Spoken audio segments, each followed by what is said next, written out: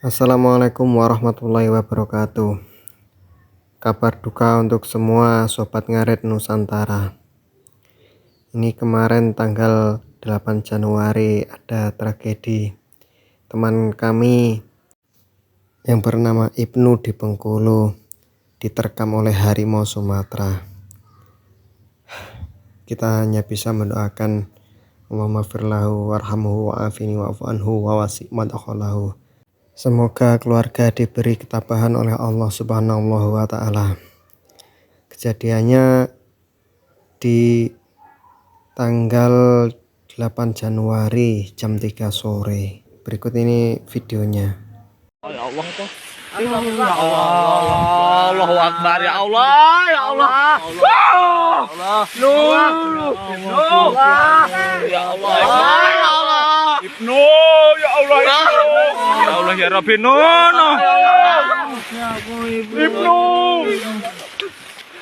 Semoga keluarga diberi ketabahan oleh Allah Subhanahu wa Ta'ala.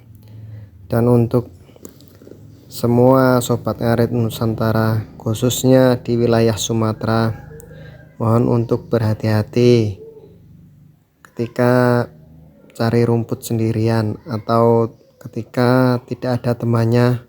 Mohon untuk waspada untuk sementara waktu, karena harimau Sumatera ini sedang ganas-ganasnya. Oke, tetap waspada, lihat kanan kiri. Jika sudah aman, lanjut kita ngaret cari pakan untuk hewan kita di rumah. Sembari kita ngaret, kita lanjutkan cerita kemarin, cerita sejarah Nabi Muhammad Sallallahu Alaihi Wasallam. Cerita kemarin kan sampai ketika Rasulullah melakukan perjalanan dari Kuba menuju Madinah.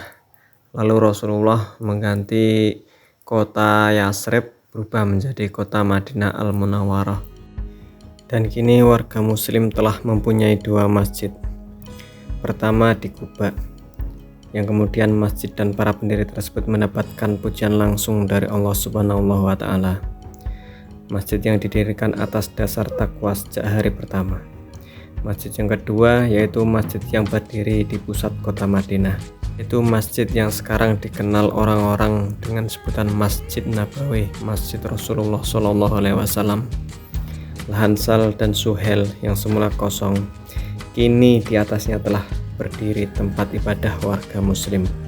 Bangunannya sederhana, dengan tembok hanya setinggi lelaki dewasa berdiri, beratap pelepah kurma dan pilar-pilar dari pohon kurma. Berdiri tegap menyangga atap itu. Untuk mencegah genangan air, lantainya ditebari kerikil dan ruangannya dibiarkan terbuka. Masjid itu mempunyai ukuran panjang 100 hasta, begitu juga dengan lebarnya, yang memiliki 4 pintu, yaitu pintu Abu Bakar, pintu Atikoh, pintu Rahmat, dan pintu Al-Utsman. Lewat pintu Al-Utsman inilah biasanya Rasulullah SAW memasuki masjid. Rasulullah menjadikan masjid sebagai satu asas atau pondasi penting bagi pembentukan masyarakat muslim madani. Warga muslim tidak akan mungkin menjadi kokoh dan bersatu tanpa adanya keaulatan mereka dalam memegang keyakinan dan tatanan Islam. Di dalam masjid mereka serempak meletakkan status sosialnya yang hanya akan menghambat persatuan dan kesatuan jika masing-masing masih membanggakan semua itu. Semangat persatuan dan kesatuan muslim akan terwujud begitu mereka memasuki bangunan itu, berjajar rapi, baris demi baris, dengan satu tujuan, yaitu menghambakan diri kepada Allah Subhanahu wa Ta'ala. Di ruangan kosong itu tiada lagi status budak ataupun majikan, tiada pula si kaya dan si miskin, bahkan si tua maupun si muda. Semua terbungkus rapi dalam bingkai kata hamba Allah Subhanahu wa Ta'ala. Semua itu secara pelan-pelan diikat dengan kuat oleh Rasulullah Shallallahu Alaihi Wasallam dengan tuntunan syariat Islam. Setiap hari beliau akan berdiri di hadapan para sahabatnya, bersandar pada sepotong pohon kurma dekat tempat beliau memimpin sholat. untuk menyampaikan berbagai ajaran Islam yang terkait dengan hukum ataupun syariat. Masjid itu selain menjadi rumah bagi beliau, kini berfungsi pula sebagai kegiatan mengajar, mengatur pemerintahan, dan melakukan kegiatan kemasyarakatan. Masjid telah berdiri, hanya saja warga muslim belum mempunyai cara untuk mengumpulkan mereka ketika telah memasuki waktu sholat. Seseorang mengusulkan agar setiap masuk waktu sholat, maka mereka akan mengibarkan bendera tinggi-tinggi di atas masjid.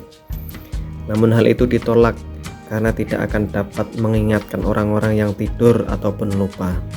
Orang yang kedua menawarkan usulan, kita nyalakan saja api di tempat yang tinggi, tetapi usulan tersebut langsung ditolak.